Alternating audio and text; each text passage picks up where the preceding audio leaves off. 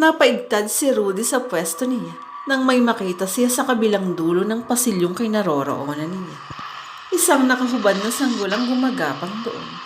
Hindi siya maaaring magkamali. Mabagal ang paggapang ng sanggol, kaya natitigan niya ito ng maigi mula sa kinauupuan niya bago ito nakapasok sa kwartong nasa dulo ng pasilyo. Tumayo kagad siya, binitbit ang shotgun at malalaki ang mga hakbang na tinungo ang kinakitaan niya sa sanggol. May nakikita siyang bakas ng dugo sa sahig na ginapangan ng sanggol. Pero saan galing iyon? 2:00 na ng madaling araw. Siniya na lang at ang dalawang kasama niyang security guard na nagroronda ng mga sandaling iyon ang tao sa gusali. Ang isa pang ipinagtataka niya. Nang lumapit siya ay nalaman niyang sarado at nakakandado pala ang pintong pinasok ng sanggol. Ni hindi niya hawak ang susi para doon. Dead end ang pasilyong iyon. Para makababa o makaakyat ang tao, ay kailangan gamitin ang elevator na nasa gitna ng pasilyo o ang hagdan na nasa kabilang dulo ng pasilyo na malapit. Ngayon ay pinagdududahan na niya ang sarili kung may nakita nga talaga siyang sanggol. Masyado lang sigurong matapang ang kaping ininom niya ng mga sandaling iyon, kaya kung ano-ano ang nakikita niya. Maya-maya ay nanlaki ang ulo niya nang may makita uli siyang sanggol na gumagapang sa gitna ng pasilyo. Ang elevator ang punterya nito. Natitigan uli niya. Napupuno ng dugo ang bahagi ng sahig na ginagabangan nito dahil puno ng dugo ang hindi pa putol na pusod nito. Ang mahabang pusod nito na pumakas ka sa sahig at nagiiwan ng dugo roon. Tinakbo niya ang sanggol na sa tante niya ay ilang araw pa lang na isisilang. Sigurado na siyang hindi siya namamalikmata. Ang hindi lang siya sigurado ngayon ay kano-ano ang sanggol na iyon. Tiyanak, humigpit ang pagkakahawak niya sa shotgun niya. Napabilis ang takbo niya palapit sa sanggol nang makita niyang bumukas na ang elevator. Mabilis na pumasok doon ang sanggol. Sumara ang pinto ng elevator bago pa siya makalapit doon.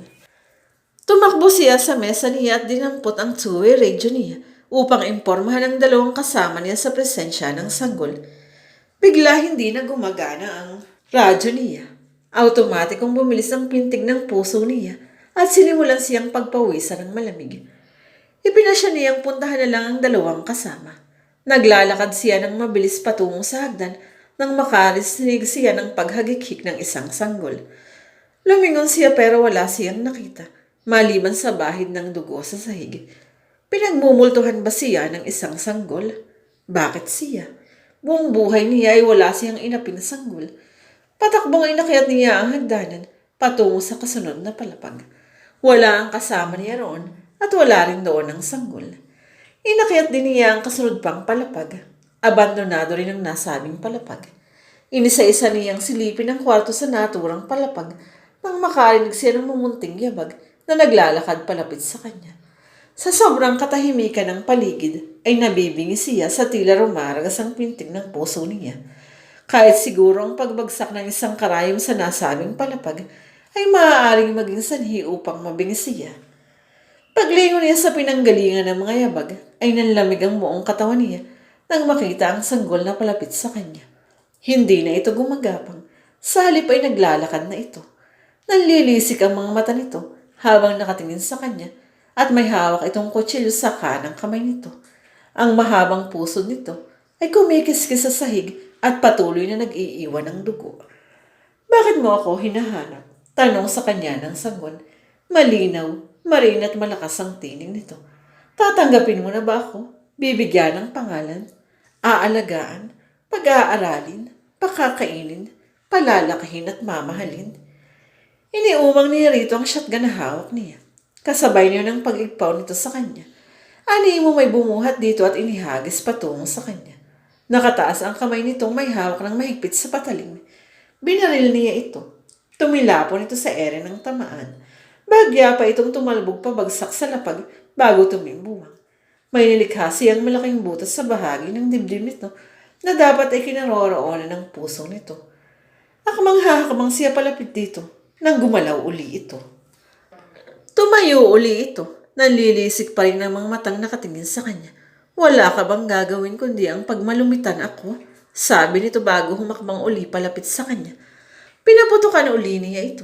Sumambulat ang ulo nito. Bumagsak ang walang ulong katawan nito at nagkisay ng mailang minuto bago huminto.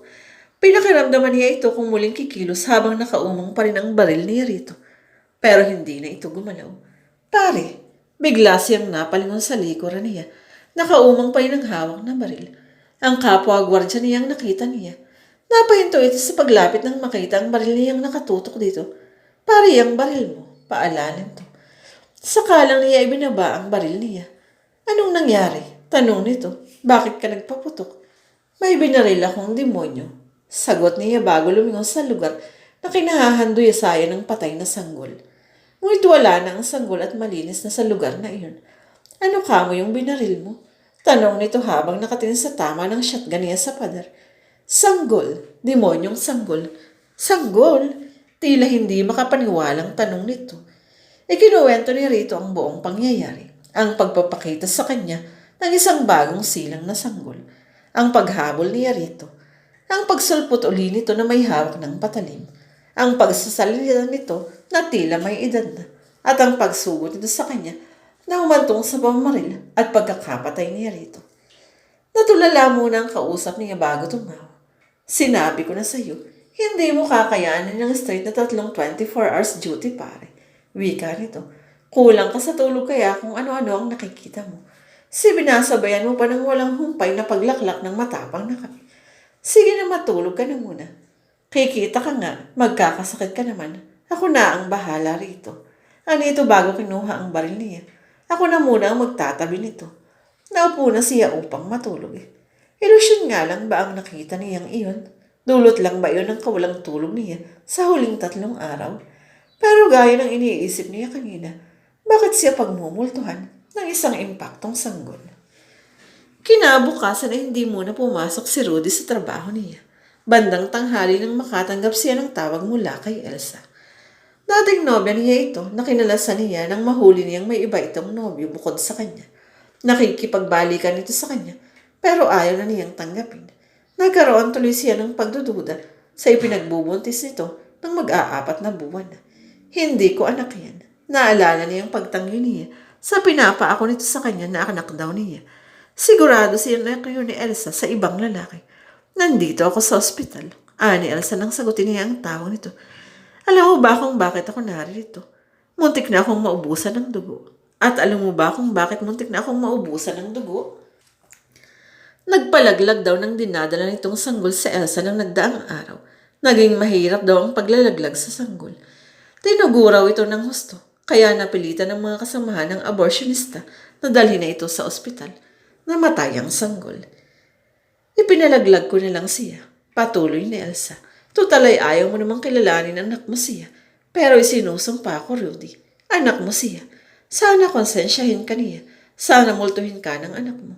Sana huwag ka niyang tigilan habang nabubuhay ka. Humahagulhol ito. Mahaga ang naging pagtangis nito. Nakalulunos. Matagal nang naibagsak ni Elsa ang telepono. Ay nakatulala pa rin siya habang hawak ang telepono. May tupupad na ba sa kahilingan ni Elsa nang nagdaang araw?